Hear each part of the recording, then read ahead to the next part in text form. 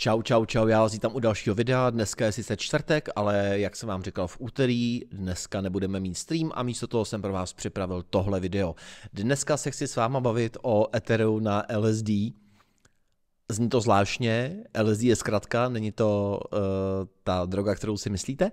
A chtěl bych se s váma dneska bavit o tom, jaký jsou rozdíly u stakeovaných Etherů, respektive jak fungují liquid staking deriváty na Etheru, alespoň ty nejznámější.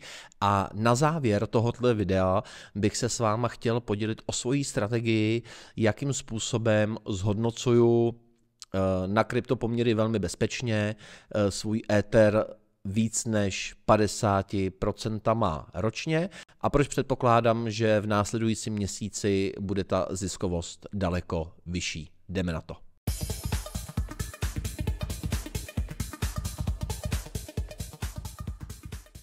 Koukám, že tohleto video je samej honeypot, Ether za 50% APR, Ether na LSD, pojďme si to všechno dát nějakým způsobem dokupy. Ethereum je už dneska proof of stake, to víme asi všichni, protože to slyšíme zprava zleva, buď slyšíme lidi, kteří jsou nadšený, anebo slyšíme lidi, kteří na to nadávají a říkají, že proof of work je ta jediná správná cesta. Tohleto téma s váma nechci dneska absolutně vůbec žádným způsobem řešit. Stakeovat Ethery, to znamená zamknout je jako zabezpečení té sítě, vlastně mohli udělat všichni uživatelé Etherea od spuštění Beacon Chainu, nicméně to sebou neslo některé limity. První limit byl ten, že pokud chcete stakeovat Ether, tak jich potřebujete mít 32.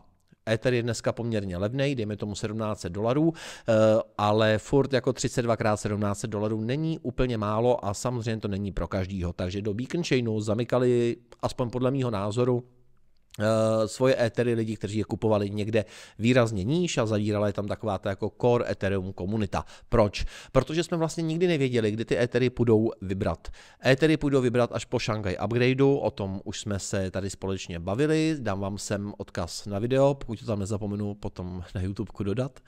A prakticky vy jste mohli akorát zavřít těch svých 32 Ether do Beacon Chainu a pak jste prostě čekali a neviděli jste, kdy je budete mít zpátky.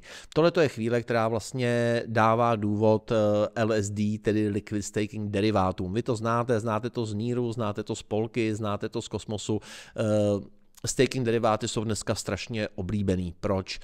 Protože nějakým způsobem ty svoje mince, těma svýma mincema zabezpečujete tu síť, zároveň dostáváte ten yield, který tam je a ještě k tomu jste likvidní a ty liquid staking deriváty můžete používat v dalších DeFi věcech, jako můžete si za ně půjčovat a tak dál. Zabezpečujete síť, ale jste i likvidní. No a samozřejmě tohleto vzniklo i na Ethereu, těch LSD, liquid staking derivátů máme dneska mraky. Prakticky nejvíc, o čem se mluví a co asi stojí za zmínku, tak je Rocket Pool a je Lido. Lido vzniklo někdy v roce 2021 oproti Rocket Poolu, který už je tady s náma od roku 2017. Pojďme se podívat na ty základní rozdíly a pojďme si říct, proč jsem v Etheru, tedy v tom Rocket Poolu. Lidi, kteří nemají 32 Ether, tak se prostě můžou domluvit a můžou vlastně těch 32 Ether společně dát a jít stakeovat a potom se dělí společně o ty peníze. Tohle to je myšlenka jak Lida, tak i Rocket Poolu, že vlastně umožňuje menším střadatelům stakeovat ty svoje Ethery. Jasně, pak máte ještě druhou variantu, to jsou centralizované burzy, kde nedostanete takový yield, protože té burze něco musí zbejt, máte svoje peníze na centralizovaných burzách, moc dobře víte, jaký mám o tom názor, ale i minulý rok nám ukázal, že určitě centralizované burzy nejsou místo, kde by vaše Ethery a ostatní krypto bylo úplně v bezpečí. Rocket Pool prostě má svoje půly, kde vlastně můžete stakeovat svoje Ethery. Máte prakticky 3 varianty, jak se k takovému Etheru můžete dostat. První varianta je, že zatímco potřebujete mít na staking Etheru 32 Ether, pokud to chcete dělat sami bez nějakého prostředníka, tak Lido vám nebo Rocket Pool vám umožní mít těch Etherů pouze 16, abyste si založili vlastního validátora a těch druhých 16, který je potřeba do těch 32, se k vám přidá od těch drobných střadatelů. To je věc číslo 1. Druhý způsob, jak můžete získat svůj R-Ether. R-Ether je vlastně to, co dostanete, pokud zastejkujete svůj Ether. přes Rocket Pool, tak dostanete Ether, který vám vlastně ukazuje vaši aktuální pozici, sbírá vám vaše poplatky a zase můžete to použít v DeFi věcech, jako je AV a tak podobně, můžete si za něj půjčit. Takže druhá varianta, jak získat svůj Ether, je ten, že se zařadíte do fronty, budete čekat, až na vás přijde řada, ještě se k té frontě dostaneme na Rocket Poolu, tam ten Ether zastejkujete a dostanete Ether. Varianta 3, úplně nejjednodušší, je, že prostě můžete jít na Uniswap a je jedno, jestli na L1, na Optimism, na Arbitrum a tam si prostě Ether můžete koupit. Když se podíváte dneska na ty ceny, tak je to vlastně víceméně stejný, nebo je to jedno a koupit si svůj Ether na Uniswapu mě dneska přijde jako absolutně nejrozumnější varianta. Lido má nějaký svoje pooly, z kterých se skládá, není to centralizovaný, jak se o tom hodně mluví, je to tak jako semi-centralizovaný, prakticky kdokoliv může být tím validátorem pro Lido, ale musí ho schválit to DAO, takže to Lido samotný se jako ukazuje někde na nějaký grafik, kolik procent prostě má Lido a jak strašně to centralizuje Ethereum. Ne, Lido je normální decentralizovaná autonomní organizace, která sdružuje lidi, to znamená, že na těch grafech vidíte jedno Lido, ale vlastně to jedno Lido může být klidně 5000 lidí, kteří v tom DAO jsou a vlastně dělají ty validátory. Je tam rozdíl mezi tokenama. Zatímco Ether funguje tak, že ho máte furt stejně, to znamená, nevím, prodáte 5 Etherů nebo za 5 Etherů si koupíte 4,8 Etherů, tak už budete mít vždycky 4,8 Etherů, ale ta jeho cena v průběhu času roste vůči Ethereu na základě vlastně těch zisků z toho stakingu. Takže Ethery jsou někde zamčený, generují nějaký yield a tím yieldem, který vygenerujou, se vlastně nafukuje cena toho Etheru. Takže vy sice budete mít Etheru pořád stejně, ale bude pořád stát, dejme tomu, o 6% ročně víc než Ether.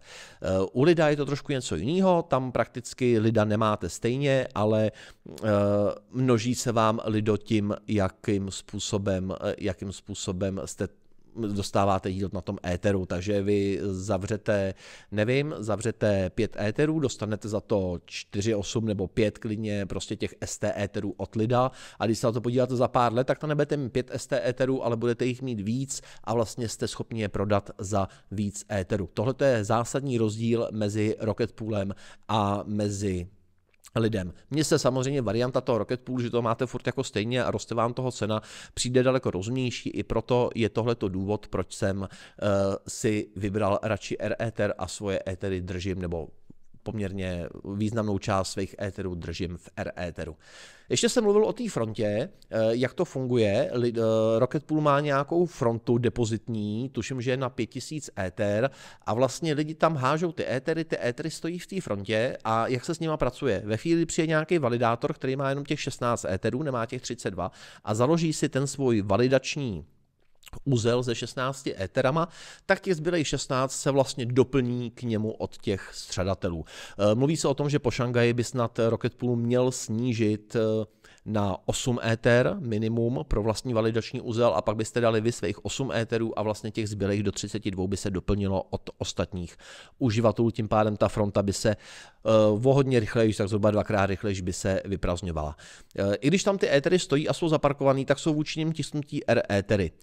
Tomu se říká Rocket Arb, protože prakticky vy můžete udělat to, že vlastně jak se tisknou, tak vám tam vzniká nějaký premium a vy jste schopni na tom dělat arbitráže. Ty prostě uděláte tak, že tam vlastně dáte těch svých 16 Ether plus si dokoupíte ten zbytek a takhle to můžete dělat pořád dokola, za zbytek si dokoupíte Ether, dokud vlastně to nevyrovnáte a to premium tam nezmizí. Nicméně si myslím, že pro naše účely vůbec není potřeba nějaký Rocket Pool arbitráže řešit. Prostě koupíte si Ether a oproti Etheru vám zhruba nějakýma 6 až 7% ročně poroste cena.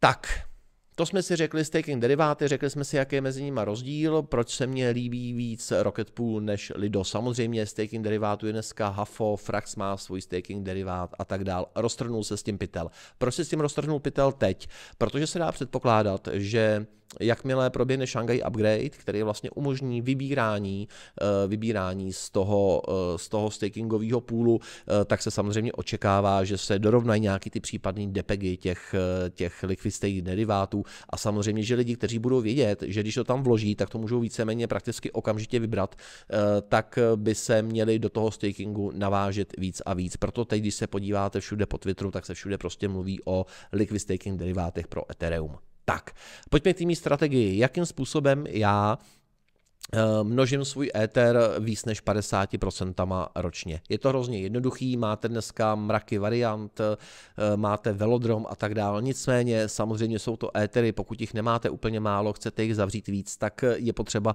nějakým způsobem řešit tu bezpečnost. Za mě, pokud se podíváme na bezpečnost kryptu, tak prostě pro mě ten nejbezpečnější přístav, pokud se budeme bavit opravdu v tom jako DeFi, samozřejmě, že nejbezpečnější přístav je svoje hardwareová peněženka, mít to zakopan na zahradě, ale pokud se budeme bavit o tom DeFi, tak samozřejmě pro mě nejbezpečnější zatím stále a dlouho ještě asi bude jakýsi pool na Uniswapu V3. A právě přesně proto jsem část svého portfolia Ethereového přelil do Etheru a jediné, co dělám, je to, že na Uniswapu poskytuju likviditu na Optimism síti aktuálně právě v páru Ether.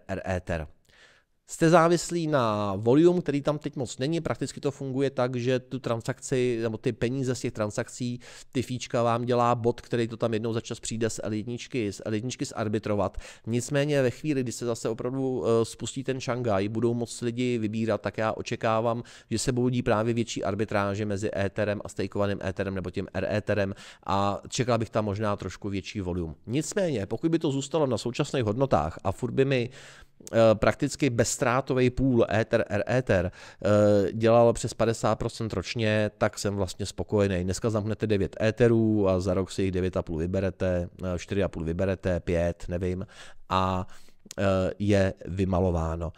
Výhoda toho je, že samozřejmě můžete dát nějakou úzkou range, v který se to pohybuje, protože samozřejmě to není jako pevně pegovaný, trošku to lítá, že jo, vždycky, než tam přijde ten arbitrážní bod, tak je to závislý na nějaký nabídce a poptávce, takže to dorovnávání chviličku trvá, takže tu range se dát nějakou rozumnou, já jsem v range tuším plus minus žádná 4%, na účtě, který vám si dneska ukázat, se tam držím asi 6 dní tuším.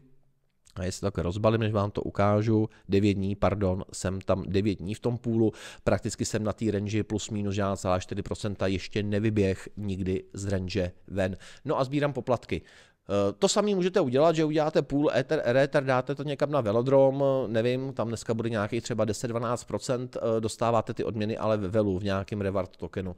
Výhoda toho, pokud farmaříte na Uniswapu, je ta, že prostě dostáváte odměny v tom, co farmaříte, takže já vlastně shromažďuju Ether a Ether. Za mě úplně ideální varianta. Pojďme se teď podívat na to, co nám o tom říká Revert Finance. Jsme na Revert Finance.